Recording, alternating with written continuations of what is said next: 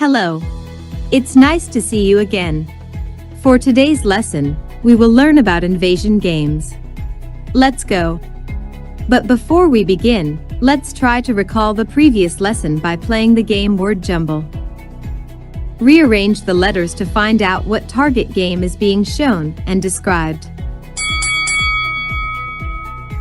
It is an act of shooting using an arrow by pulling back the string attached to the bow and letting go to push the arrow forward to the target. Archery. The players throw, push, or kick a ball or any soft, ball-shaped material to the opposing player. The opposing players must try to avoid getting hit by the ball, or they are the next eat.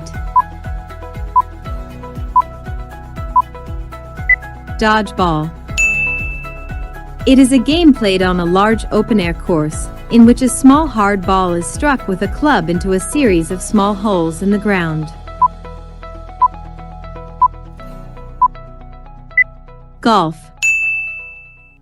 It is a traditional Filipino game where players climb a bamboo pole, and whoever gets the flag on top of the pole wins. Palo Sabo. This is the game where the player rolls a ball toward pins or another target. Bowling. Now, what are invasion games? Invasion games or territory games are activities that show the player's ability to move into a space to goal, to occupy the opponent's space, and to defend their space. These games are played by teams within a set time.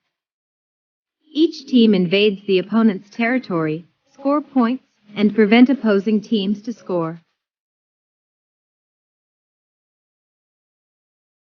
Invasion games include stealing the object and running, jumping, or crossing over. They also include sports where an object or a ball is thrown or shot into a target, hit with a stick or foot into a specific area or target area, or carried or stopped across a line. Here are some of the invasion games in the Philippines. Hopscotch is a game where players play in a drawn rectangular-shaped box with usually 10 sections. It can be played individually or by teams. All they need is a stone, palmado, and the enjoyment begins. Skills involved in playing hopscotch: flexibility, balance, and coordination. Rules in playing hopscotch. 1. The players will throw the palmado on the line of the last box. The owner of the closest palmado to the arrow line is the first player, followed by the second nearest, and so on.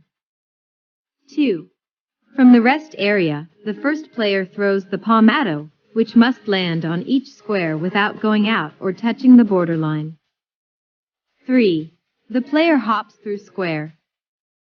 The square has symbols which tell whether the player will use 1 foot or 2 feet for landing. 4. If he or she successfully steps on all squares and back, he or she throws the palmado backwards. Wherever the palmado lands is his or her space called house. He or she then writes his or her name on his or her house. 5. The player who has the most invaded spaces is the winner.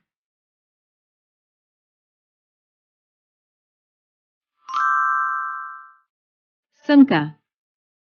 It is a game played by 2 players using a solid carved wood with 2 rows of 7 circular holes and 2 large holes at both ends called house. 49 small stones, marbles, pebbles, seeds, or even shells can be alternately put in holes, except in the house. The 2 players hold each side of the rows as their territory.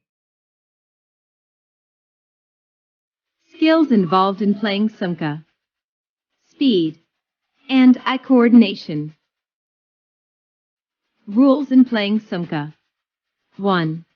The players simultaneously drop 1 shell on each hole clockwise except the opponent's house. 2. If one player runs out of shells, he or she stops and waits for his or her turn. If his or her pebbles land on an empty hole in his or her row, he or she is entitled to claim the opposite row's shell and put them in his or her house. 3. If the last shell is put on the player's house, he or she can choose a hole where he or she will get the shells from. If the player's last shell is put in an empty hole, he or she is dead and loses his/her turn. 4. The next player can choose the hole he or she will get the shells from, and continue dropping pebbles. 5. The game ends when no shell is left on both sides of the board. The winner is the player with the greatest number of shells.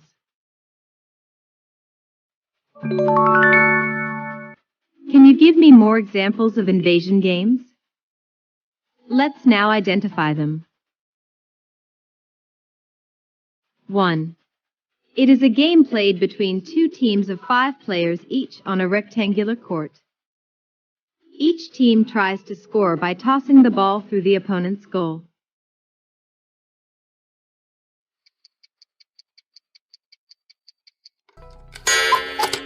It's letter B. 2. There are 2 bases. Each base has equal number of members.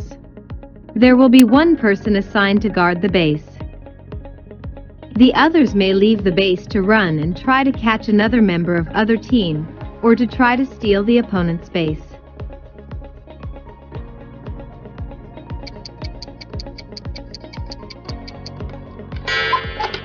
It's letter A.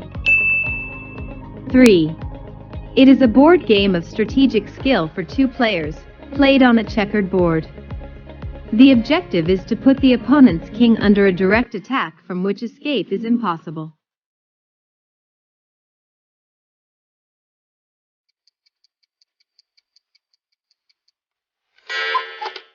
It's letter C. 4.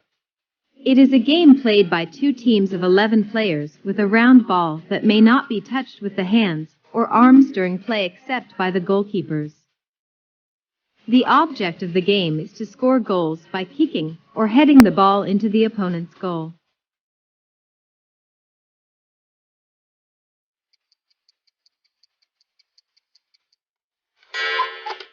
It's letter D. 5. It requires 2 teams, offensive and defensive. It can be played by using squares drawn in chalk. Its main objective is for a player to get across the line without getting tagged.